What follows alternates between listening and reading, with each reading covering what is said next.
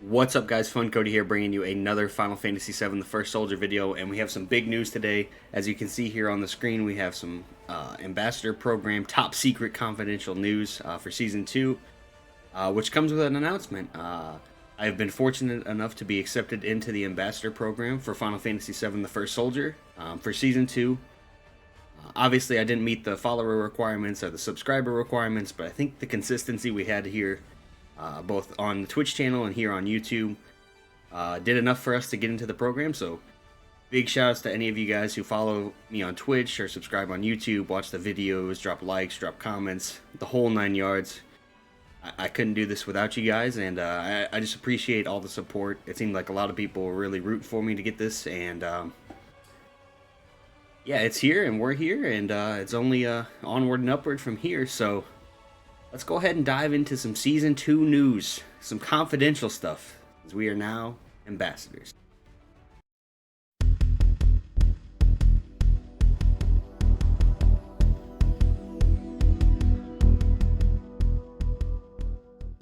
Alright, so here we are. We have the Soldier Project Ambassador Program, Season 2 Confidential from Shinra. Of course, you know how it goes. And first things first, we have the new style, which is obviously Dragoon, as all of us know. I'm very excited about this. Here's like a beginning look at like class image. Looks pretty cool. Here we'll probably, I imagine this will be the level 60 skin, unless they increase the level. But I imagine this will be like the level 60 costume for the Dragoon. It says Dragoon, an offensive style that excels when in the air. First ability is Sky Predator. Above a certain height deploys a glider when the jump button is pressed. Pressing the attack button above a certain height causes the Dragoon to perform a high-speed diving attack. Interesting, and that is separate from the jump attack. First ability, or next ability I should say, is Dragon's Favor. Almost a Dragoon. Gonna be hard to get those, gonna be easy to get those confused, excuse me. Temporarily increases movement speed, adds MP drain and bleed effects to melee attacks, and recovers some HP when you defeat an enemy candidate. So it looks like the candidate will have this like red aura around them. It's pretty cool. So you can drain MP from your opponent while gaining HP for yourself, which we knew about this from like the teaser videos from the live stream and things like that, but it's nice to get like a full explanation of it here. Next ability is the high jump, obviously the one we're all looking forward to, where you can jump super high up in the air. The circle here is the attack range. It will affect that area and then dive down on your opponents. Very cool. Can't wait to use it.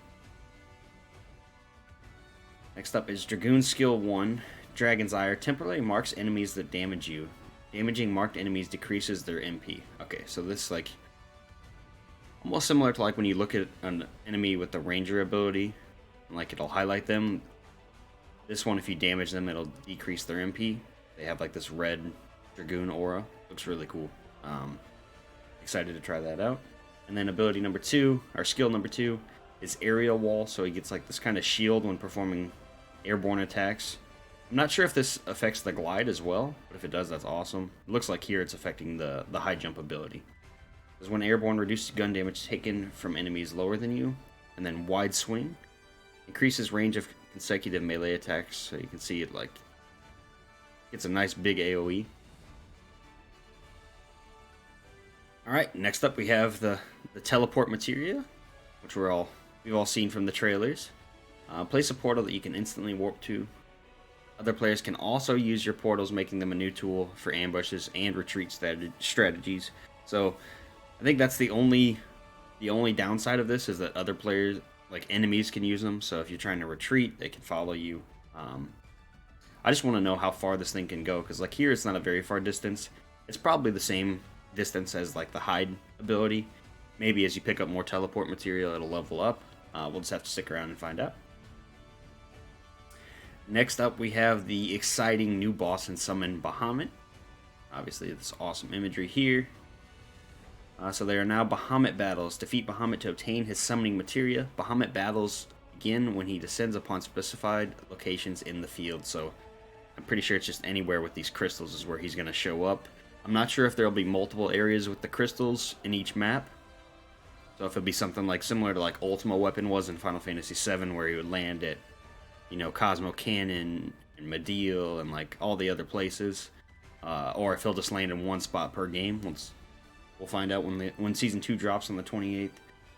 But he looks very cool. It looks like a pretty difficult fight. Looks very neat. Very excited. I imagine this will be the hardest fight that we've had so far between like Guard Scorpion, Cloud, and Bahamut. I don't think we can roll the Jeep in and hide behind it to shoot Bahamut, but we'll see. It says, wait. Oh, I thought I skipped a slide. Use Bahamut summoning materia to transform into Bahamut, fly above the training field, and unleash attacks including Mega Flare. So he has this Mega Flare ability right here, as you can see. Very cool. Also has Dive Bomb, Flare Breath, and Spin Attack. And this is like just a preview of the Mega Flare. It looks like he gets like a scope where he can aim where he wants to shoot it, or where you want to shoot it. And then cause like huge AoE damage. I imagine killing anything in the vicinity. That is Bahamut. Not only do we get the Bahamut fights and the Bahamut summon material, we also get Bahamut Chests. Now, I'm not sure if these will be like the holiday chests, but I really hope they are, because it adds just so many chests and so much more looting options to the game. It says special weapons may be inside. They look very cool from the design here. And both of the two new weapons are going to be inside of these chests. I think they might only be in these, but I'm not sure. I guess we'll have to find out. I wonder if these will get, like, the holiday boxes were only, or weren't only, but they were in the Corneo vaults. I wonder if these will be in there now. That would be really cool. So the first weapon is the Infernal Cannon. It's like a bazooka. It can fire homing lasers or huge laser beams at enemies, as you can see in these images here. It looks like these are the homing lasers and these are the charge beams. And it says press and hold the fire button to charge a single beam. I imagine this will do some pretty significant damage. Homing laser, that's interesting. And then next up we have the flare thrower. I'm going to confuse that with flamethrower for about the rest of my life. But here it is. The design looks very cool. Very reminiscent to Bahamut, obviously, like his flare breath. Flamethrower that deals continuous damage, extremely effective at close range. So here we see it taking out some hedgehog pies and then on an actual opponent. Looks very cool. It has a limited amount of ammo, just like this Infernal Cannon. So once they're done, they're done. It'd be similar to like the Polestar and things like that. But these look much better than the Polestar. Other featured editions. Okay, so here I believe this is the collection set. I can't remember if they said this is the season pass or if this is the collection, but I'm pretty sure this is the new collection that'll be taking place of what the Moogle collection currently is. So if you haven't finished the Moogle collection, make sure you try to grind out as much of that as you can before the season ends. Like I said, season 2 starts on February 28th, and you won't want to miss out on any of those items. Same with like the FF7 collab stuff, that all goes away. So you want to, use all your tickets, trade in all your data pieces to try and get those costumes and stuff. Next up, we have alternate skins, so you can use alternate versions of base skins you possess. So it looks like I don't know if these will be purchasable, or if these will be like included in the season pass, or how this is all going to work. But there's going to be alternate versions of skins. So like this one here, we see like the shoulder of this guy's charred, and he's like burnt up on the leg, like he's missing a shoe. So there's going to be alternate versions of skins, which I think is pretty cool. I was kind of getting worried they were going to run out of skin ideas, because they keep using like all the best ones, I feel like. But I'm glad to see these alternate versions. I think that's really cool. And then here we have a couple more examples. So we have the Cloud Bahamut outfit, which looks really neat. And this almost looks very similar to this right here. So this Cloud Bahamut outfit is here.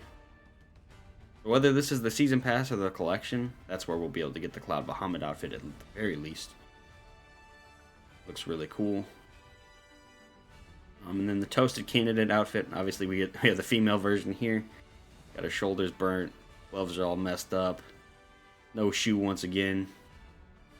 Very cool. And we have randomized background playback music. I think this is always should have been an option. I'm glad to see it implemented here. I hope we get new songs as well. But having the randomized music is awesome, because, like, for me, like, I use like one song and I'll use it for like a month until like the new event song comes on like the song that's playing right now, for instance. I've been listening to this one since the FF7 event started, so like eventually you get kind of burnt out, so this will prevent that, being able to randomize the songs to play. And hopefully you can change this for like the radio as well. That would be cool. We have voice customization. Use any voice lines you've unlocked with Gil. It looks like we'll get some quotes from probably the games. Most likely remake, obviously. I imagine these will end up being in like the Moogle Emporium, although it looks like you can just straight up buy it right here.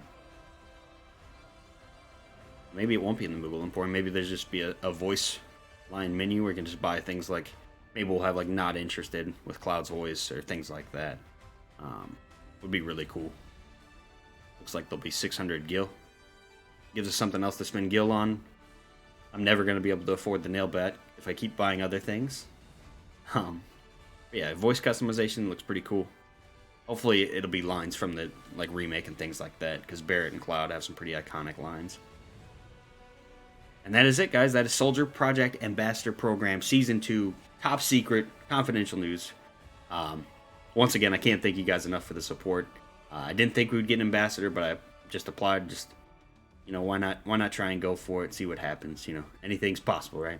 So I just want to once again thank you guys for tuning into this video and all my other videos. Obviously, we'll have brand new videos every day here on the channel at 10 a.m. Nothing's changing there. And then if you guys want to catch the live streams, the link is always down below, twitch.tv/FunCody. And I will see you guys in the next one.